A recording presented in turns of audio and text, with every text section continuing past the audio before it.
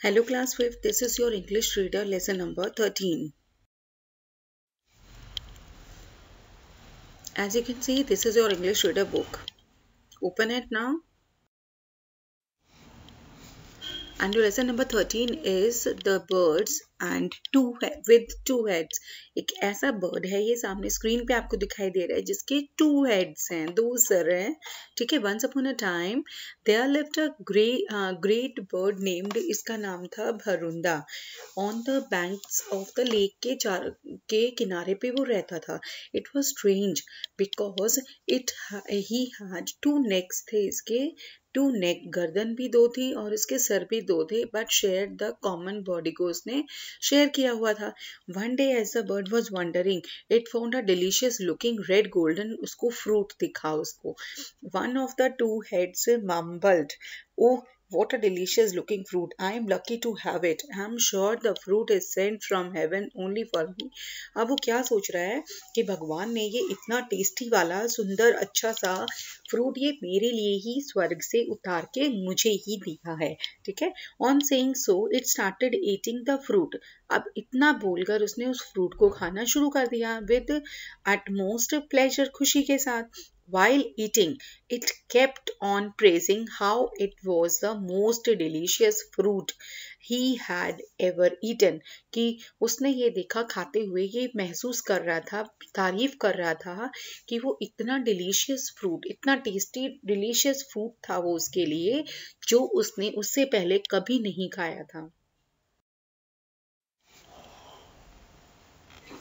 Hearing and seeing all this, और ऐसा सुनकर और देखकर, the other had, उसने रिक्वेस्ट किया, ओ डियर प्लीज ऑल्सो अलो मी, कि दूसरे हेड ने उसको बोला कि सारा तुम ही खाओगे, थोड़ा सा मेरे लिए भी छोड़ दो ताकि मैं भी थोड़ा सा ले सकूं, खा सकूं.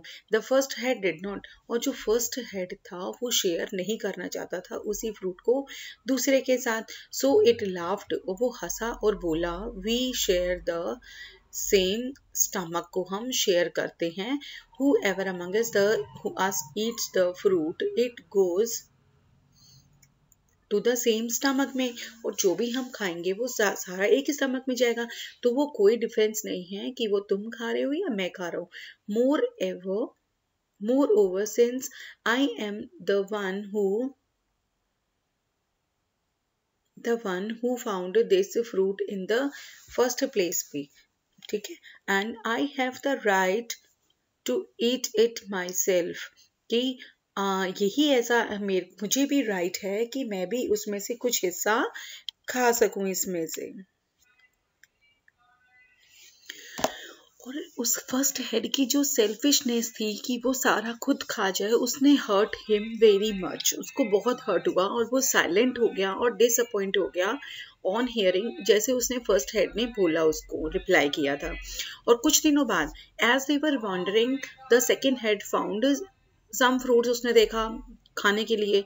The fruit from one poisonous tree था.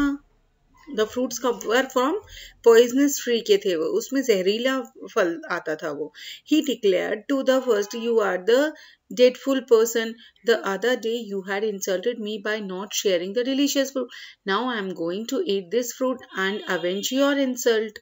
ठीक है. तो अब उसने कहा कि अब तुमने लास्ट वाला खा लिया था तो अब मैं खाना.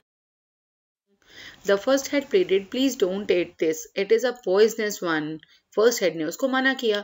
हम शेयर करते हैं सेम स्टमक, और जो हम भी खाएंगे हम उसको सफ़र हमें ही करना पड़ेगा.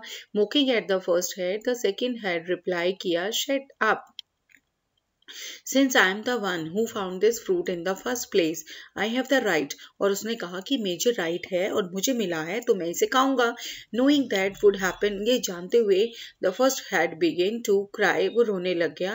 For the second had ate the poisonous fruit, उसने खा लिया विदाउट बोदरिंग द, और उसने उसकी फर्स्ट हेड जो था उसकी रिक्वेस्ट एक भी नहीं सुनी. और इसी के परिणाम स्वरूप क्या हुआ, as soon as the poison reached the stomach पे जैसे ही पहुंचा, द बर्ड सेवरली सफर्ड, उसकी बहुत ज़्यादा तबीयत खराब हो गई. एंड द वाइज इंडीड से यूनियन इज स्ट्रेंथ, और उसने बोला कि हाँ यूनियन जो है वो स्ट्रेंथ होती है. ठीक है, क्योंकि अगर वो उसका कहना मान लेता तो उसके साथ ऐसा नहीं होता। ठीक है, तो अब यहाँ देखिए आपके न्यू वर्ड्स है, you have to write them in your notebooks and learn also. Okay,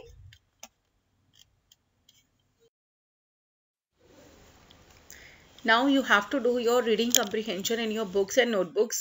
As you can see, the question number A is take the correct options. I have given the answers in bold, which are the correct options. As you can see, this is your English reader book. Open it now. Now this question is grammar gallery. Choose the correct options. आपके पास options दिए हुए हैं, तो आपने answers जो टिक करने हैं I have given in them. And question number B is adjective आपको find करना है first sentence में और उसको fill in the blanks में complete करेंगे। तो मैंने यहाँ आंसर्स आपके क्या किए हुए हैं? Yes, मैंने आपके आंसर्स को underline किया हुआ है. These are your adverbs. And next question is listening and speaking. I plan to यानी मैंने प्लान करता हूँ अपनी गाड़ी को धोने के लिए. I plan to adopt a child. मैंने एक बच्चे को adopt यानी अपनाने के लिए, अडॉप्ट करने के लिए मैंने प्लान किया है. तो इस तरीके के आप प्रैक्टिस करेंगे ताकि आप डेली में इन चीज ऐसे वर्ड्स को, सेंटेंसेस को आप यूज कर सकें.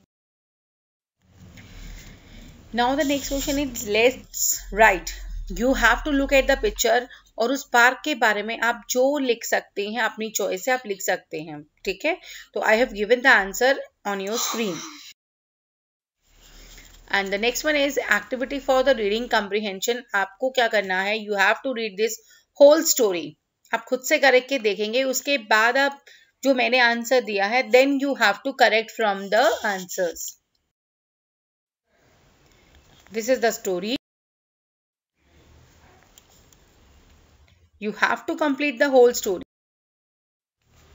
And the answers are given on the screen. You have to complete the answers from this page. And next one is value added questions. What lesson have you learnt from the passage given below? Write about each one given below. Old man से और उसके sons के बारे में जो बात कर रखी है उससे कंप्लीट करेंगे आप इसको. And next one is fun time. Two pictures are given below. आपको क्या करना है? उनमें से डिफरेंस फाइंड आउट करने हैं और आपको डिफरेंसेस अपनी जो स्पेस दिया हुआ है वहां कंप्लीट करेंगे. तो मैंने आपके स्क्रीन पे यहाँ पे कर दिए हैं. ठीक है, तो आप यहाँ से कंप्लीट करेंगे इसको. ओके.